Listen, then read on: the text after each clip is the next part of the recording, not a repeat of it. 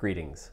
As I know you're all aware, last week the CDC and Governor Whitmer adjusted the guidelines for our state regarding mask wearing, indicating that vaccinated individuals no longer need to wear masks in most settings. As we have throughout the pandemic, we are going to continue to adhere to the guidance of our public health officials and the CDC and no longer require that vaccinated individuals wear masks in our Sunday gatherings. We will continue to require masks in the treehouse of both volunteers and children, as children are not yet eligible to be vaccinated at all ages. As I reflected on this development, it caused me to look back over the last 14 months of how our church has fared during this season. At the outset of the pandemic, we established as leadership 6 responsibilities that we wanted to uphold during this time. The first was to shepherd the flock that God has entrusted to us, to look after our members' spiritual, emotional, mental, and physical well-being throughout this time. The second was to be a trusted witness to our community, to assure our neighbors that their well-being was also foremost in our thinking. The third was to submit to the governing authorities as appropriate.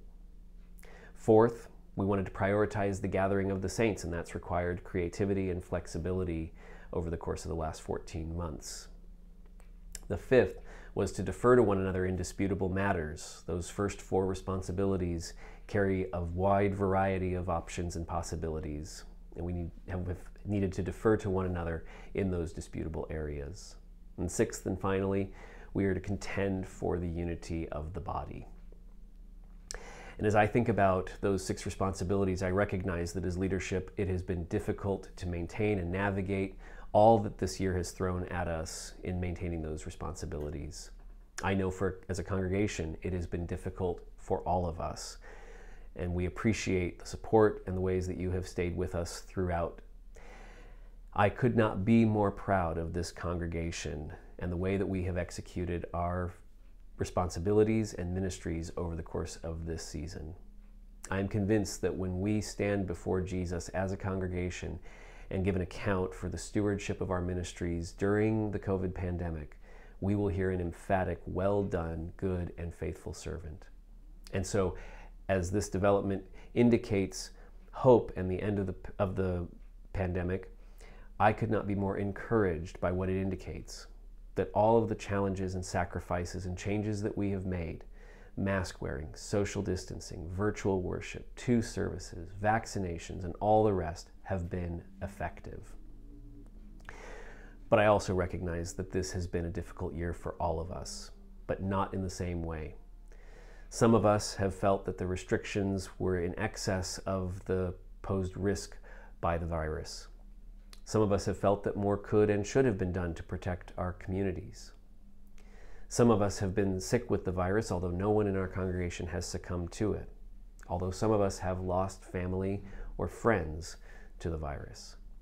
Some of us have worked on the front lines with those who have been affected by the virus, who have been sickened by it. Others of us have come through this largely untouched by the virus and its losses, but all of us have experienced some degree of loss, whether financial, emotional, mental, spiritual, or relational, as a result of this pandemic. And so I believe that it is vital that we lean into coming back together, because in spite of all of the differences of our perspectives and our experiences, it is critical that we remain fiercely committed to one another in Christ. And so as leadership, we want to make it comfortable and as easy as possible for as many of us as possible to be physically present for worship on Sundays moving forward.